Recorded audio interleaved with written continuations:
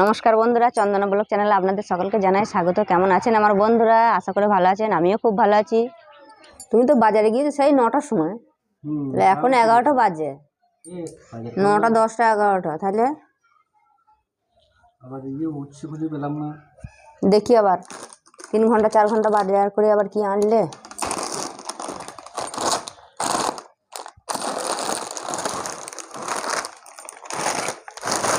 Soybean, ফরচুনের soybean, এইটাই ভালো লাগে খেতে, আর অন্যগুলো অতটা ভালো নয়। এটা একদম 1 নম্বর। 4 প্যাকেট নিয়েছো।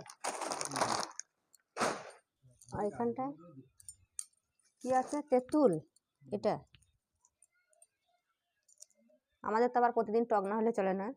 তো এই দেখুন বন্ধুরা, সুজিতের বাবা কত তেঁতুলি চলে এসছে। যত যাই হোক কিন্তু একটু টক তো হবেই প্রত্যেকটা দিন। টক ছাড়া আমাদের চলে না। আর টমেটো চাটনি আর ভালো লাগছে না, গরম পড়ে যাচ্ছে না। আলুগুলো তো আজকে সাংঘাতিক আলু আছে।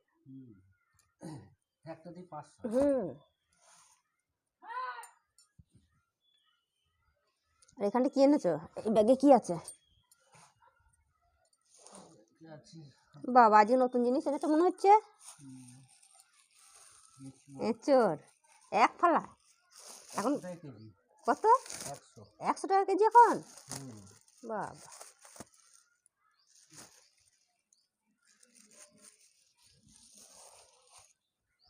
এখানে আছে পেঁয়াজের কলি,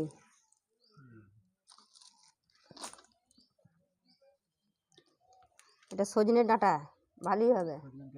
সজনের ডাঁটা দিয়ে এঁচোড় 150 টাকা কেজি এখন। এটা মনে হয় সজনের ডাঁটা নয়, সে নাজিনের ডাঁটা না কি বলে না। আমাদের কাছে তখন সজনের ডাঁটা ধরেই নি, এখন ফুল, এখনো দেরি আছে, এখন ফুল। বাবা, আজকে তো মনে হচ্ছে অনেক কিছু বাজার করেছো। আজকে তো কপি সস্তা। এই কপিটা কিন্তু আমরা খাবো না, কপিটা খাওয়ার একটা লোক আছে। ছাগল আছে, 2টো খাসি আছে, খাবো, সেই জন্যই নিয়ে আসে। এই যে টমেটো পাকা, কাঁচা টমেটো নাওনি তো? কাঁচা টমেটো আছে। পান, কেন কি আছে? ঢাললি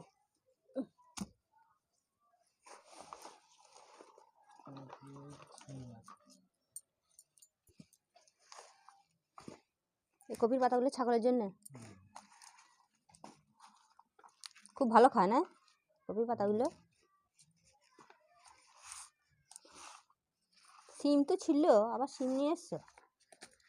এখন আর সিম খাওয়া যাবে না, সিম পেকে যাবে, এখন সিমের বীজ। এই দেখুন বন্ধুরা, আজ একটা নতুন রান্না নিয়ে আমি হাজির হয়ে গেছি। তো এখানে আছে যে এঁচোড়, আজ এঁচোড় রান্না হবে ডাঁটা দিয়ে। এই যে ডাঁটা দিয়ে আলু দিয়ে এঁচোড়। তো আমি এই ডাঁটাগুলো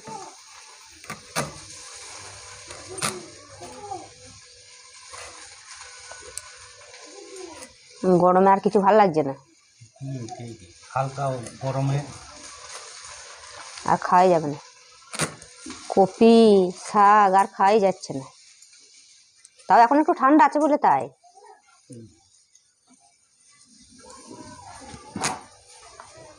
আর এখন এঁচোড়ের যা দাম, 100 টাকা কেজি। তো ডাঁটাগুলো আমি এরকম কেটে নেবো।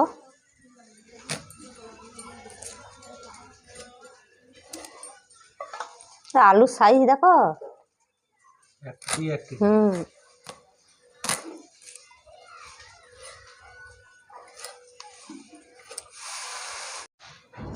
এখানে আমি ডাঁটাগুলো কেটে নিয়েছি, এখন এই এঁচোড়টাকে কাটবো। এঁচোড়ে আবার আটাই ভর্তি। এই যেখানে আমি সর্ষের তেল নিয়ে নিয়েছি, সর্ষের তেলটা তো সব পড়েই গেছে। তুমি আবার হ্যাঁ ফাটা আছে, পড়ে গেছে। একটা বাটিতে নিলে আবার এই সর্ষের তেল গুলিয়ে নেবে একটু হাতে, তাহলে আটাটা আর লাগবে না।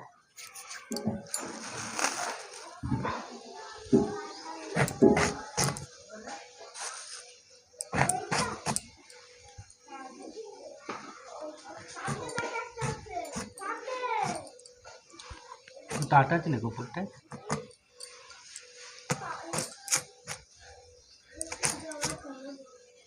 বীজ হয়ে গেছে তো, ওইটাই খেতে পারবেন, ওইটাই এরকম হালকা হালকা। এই ছোট ছোট করে কেটে নেবো,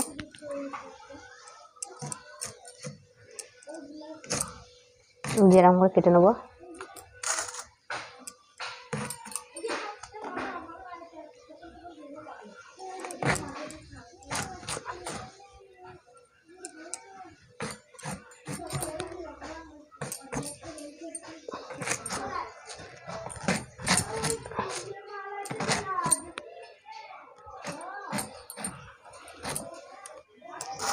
এই যে বন্ধুরা, এই এঁচড়গুলো কেটে নিয়েছি।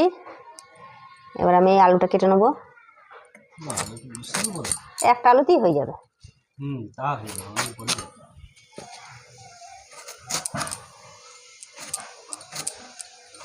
আলুগুলো এরকম গোল গোল করে কেটে নেবো।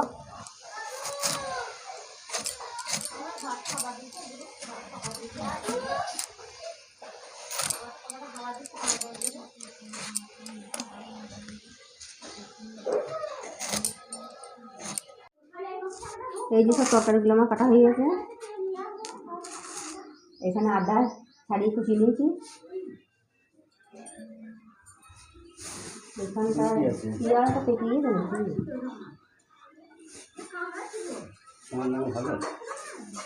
এগুলো মিষ্টি আছে, সেই আগের দিন এনেছিল সেই বড় বড় হলুদ হলুদ, সেগুলো টকে দিই। এই ফুলগুলো ভালো, বড় ফুলগুলো তো ভালো না। এই আঙুর ফলগুলো কিন্তু টক হবে না, বিশাল টক হবে মনে হচ্ছে, সবুজ একদম। এই হলুদগুলো ভালো।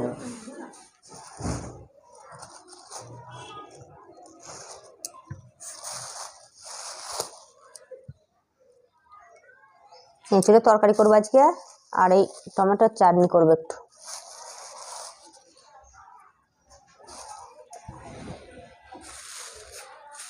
এগুলো এখন ধুয়ে নেবো। একটু তেল, একটু হলুদ দিয়ে দেবো। আর এই যে এখানে এগুলো সব ধুয়ে নিয়েছি ভালো করে। এই আলু কুটা ভালো করে তেলে ভেজে নেবো।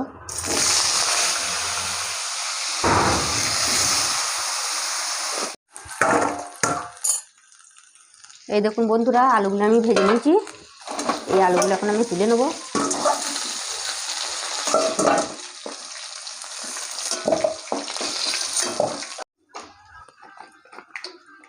এই যে ডাঁটাগুলো ভেজে নেবো।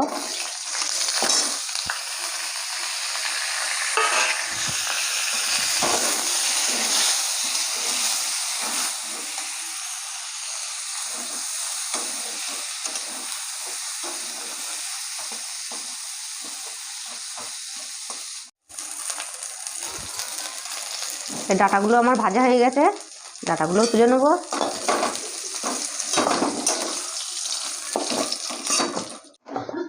যে এঁচড়গুলো দিয়ে দেবো।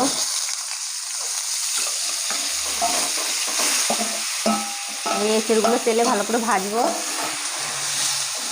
এই এঁচড় আলু ডাঁটা যদি একসঙ্গে দেওয়া হতো না, তো ভালো করে ভাজা হয় না। সেই জন্য আমি একটা একটা করে ভেজে তুলে নিলাম, ভালো করে ভাজা। এটাকেও এখন আমি ভালো করে ভেজে নেবো। এই এঁচড়টাও আমার ভালো করে ভাজা হয়ে গেছে। এখন এই আলু ডাঁটা ভেজে তুলে রেখেছিলাম, এগুলো আমি দিয়ে দেবো।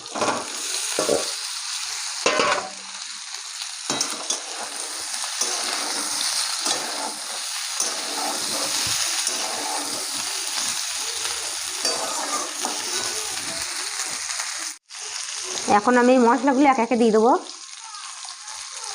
লঙ্কা গুঁড়ো, জিরের গুঁড়ো,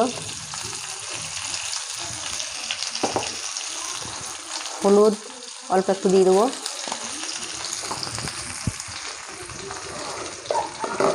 আর এখানে আদা ধনে একসঙ্গে বাটা আছে, তাও দিয়ে দেবো।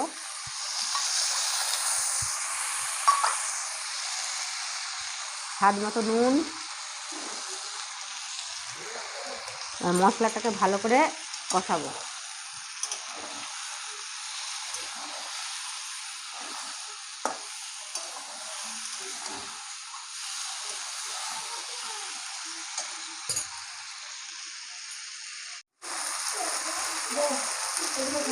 টমেটো দিয়ে দেবো 2-4 কুচি।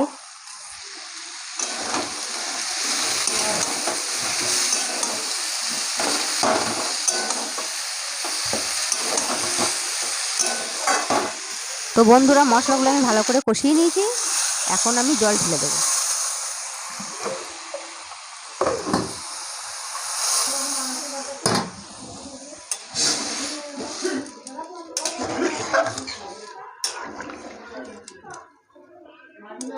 এবারে ঢাকা দিয়ে দেবো।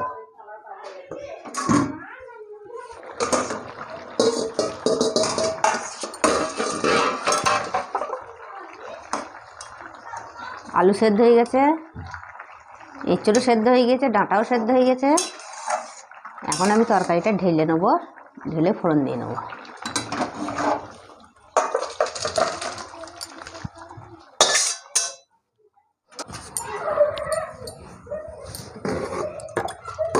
এখানে আমি একটা তেজপাতা নিয়ে নিয়েছি, তেজপাতাটা ধুয়ে নেবো।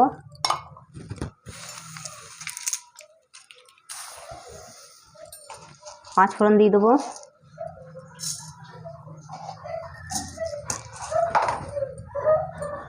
তেল,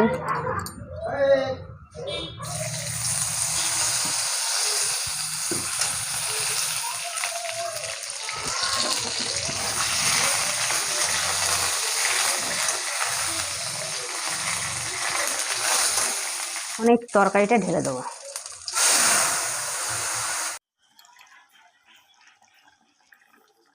এই যে বন্ধুরা নিরামিষ এঁচড় আমার রান্না হয়ে গেল ডাঁটা দিয়ে আলু দিয়ে।